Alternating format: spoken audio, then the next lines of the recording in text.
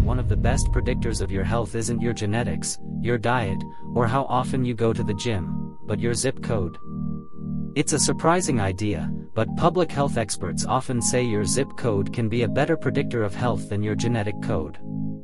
We tend to think of health as a string of personal choices, but we're missing a huge piece of the puzzle.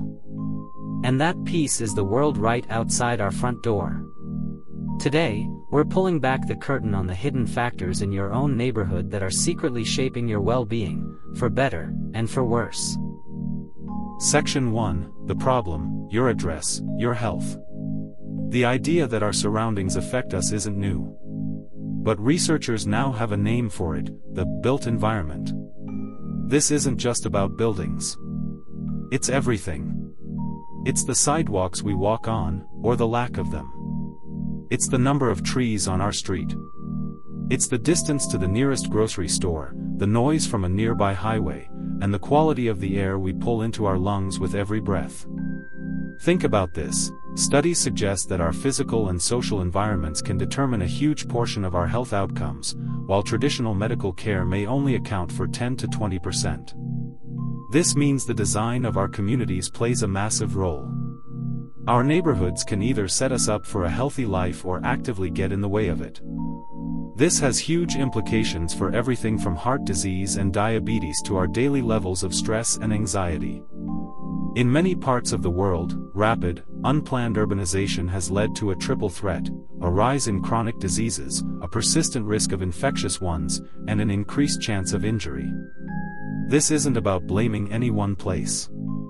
It's about understanding a force that most of us never even think about. Because once you see it, you can't unsee it. And more importantly, you can start to do something about it. So, let's break that down. Let's look at the specific, often invisible ways your environment could be making you sick, tired, and stressed out. First, the invisible threats: air and noise. If you live in a dense urban area, you're likely breathing in polluted air every single day. The World Health Organization estimates that a staggering 99% of the entire global population breathes air that exceeds its quality limits. We're talking about microscopic particles and nitrogen oxides, mostly from traffic, that are directly linked to respiratory diseases like asthma, heart disease, and even premature death. But it doesn't stop there. Chronic exposure to air pollution is also tied to a higher risk of depression, anxiety, and cognitive decline. That feeling of being on edge might not just be in your head, it could literally be in the air. Now, let's add noise to the mix. The constant hum of traffic, the sirens, the construction. Chronic noise exposure isn't just annoying, it's a physical stressor. It's linked to high blood pressure, sleep problems, and heart disease. Your body sees this constant noise as a threat, keeping you in a low-grade state of fight or flight, which raises stress hormones and chips away at your health over time. But the stressors aren't just invisible. Many of our neighborhoods are, quite literally, designed for disconnection. For the past several decades, we've built car-centric communities that lack safe, pleasant sidewalks or bike lanes. This design discourages the easiest form of exercise, walking. It forces us into cars for even the shortest trips, pushing us toward a sedentary lifestyle, a major risk factor for obesity, diabetes, and heart disease. This design also starves us of casual social interaction. When we drive everywhere, we don't bump into neighbors. We miss out on those small, unplanned conversations that build a sense of community. This slow disappearance of third spaces, the places outside of home and work where we connect, has led to more isolation. And as research increasingly shows, loneliness can be as damaging to our health as smoking. Before we get into how we can fix this, take a second and think about your own neighborhood. Look out your window. What's the one environmental factor, good or bad, that you notice most? Is it the sound of birds, or the sound of traffic? Is there a park nearby, or a busy intersection? Let me know down in the comments. Section 3, The Solution, The Geography of Wellness. Okay, so the problem is clear, and it feels big. But here's the good news. Just as our environment can harm us, it can also be one of the most powerful tools we have to heal.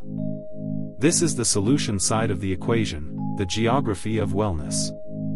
And it's built on a few key pillars. First, and maybe most powerfully, is the impact of green space. This is more than just a nice view. Access to nature is essential for human health.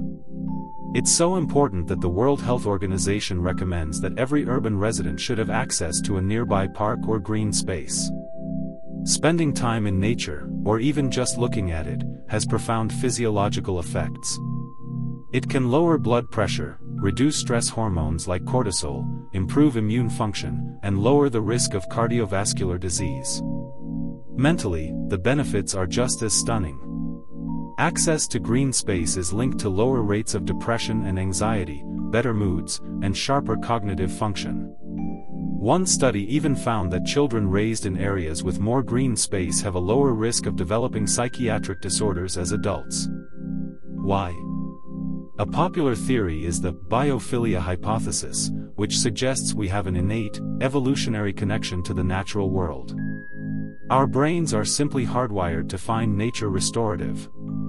And it's not just about quantity, quality matters. Studies show that a rich tree canopy provides more consistent health benefits than a simple patch of grass. A quiet walk under the trees can be like a visit to a therapist and a personal trainer all at once. The second pillar is intentional, human-centered design. In other words, walkability. For decades, we've prioritized the movement of cars. The geography of wellness prioritizes the movement of people. Creating and retrofitting our neighborhoods to be walkable is a game changer. One large-scale study that tracked people's smartphones found that moving to a more walkable community is directly linked to a big increase in daily steps. People in activity-friendly neighborhoods can get up to 89 minutes more physical activity each week. This isn't a new idea. One of the most famous stories in public health is that of Dr. John Snow in 1854 London. During a deadly cholera outbreak, he didn't use a microscope, he used a map. By plotting the locations of the deaths, he traced the outbreak to a single contaminated water pump on Broad Street. He had the pump handle removed, and the outbreak ended. It was one of the first times anyone had used geography to solve a public health crisis. Today, we use the same principles. By designing neighborhoods with connected streets, accessible shops, and public transit, we can engineer physical activity back into our daily lives. This not only fights chronic disease but also creates more eyes on the street, which makes neighborhoods safer and builds community trust. This brings us to our third pillar, building a social fabric. A healthy neighborhood is more than just green and walkable, it's connected. Social cohesion, that sense of trust, belonging, and solidarity among residents, is a powerful determinant of health. And our built environment can either foster it or crush it. Well-designed public spaces like parks, plazas, and even simple things like benches are the third spaces where community is built. They're the stages for informal social interactions that reduce loneliness and create strong support networks. Studies have found that strong neighborhood social cohesion is linked to better self-rated health, lower rates of insomnia, and can even protect against loneliness and depression, especially during a crisis. These community ties are a form of what's called collective efficacy, the shared belief that neighbors can work together to achieve common goals. This social infrastructure is just as critical as physical infrastructure. A community garden doesn't just grow food, it grows belonging. A shaded park bench isn't just a place to rest, it's a conversation starter. By investing in these spaces, we invest directly in our collective health. So, it's clear our zip code has a profound impact. From the quality of our air to the availability of a simple park bench, these environmental factors are constantly shaping our well-being, our stress levels, our activity, and our sense of connection. But recognizing the problem is the first step toward claiming the solution. You have the power to change your own geography of wellness. It can start small. It can be a choice to consciously pay attention to the natural elements on your next walk, which has been shown to reduce anxiety. It can mean choosing to walk or bike for a short errand. Explore your local parks. Find a new walking route you've never taken. And it can be bigger. You can join a community garden, advocate for a new crosswalk or bike lane in your neighborhood, or support local policies that prioritize green infrastructure. The great news is that city planners and policymakers are increasingly recognizing this link and are working to design healthier, more resilient communities for the future. By understanding how our environment shapes us, we can begin to shape our environment.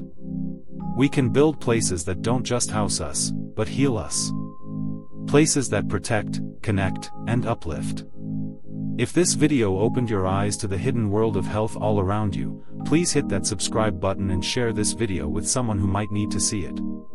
It helps the channel more than you know. And for your next watch, check out our video on how to do a wellness audit of your own neighborhood.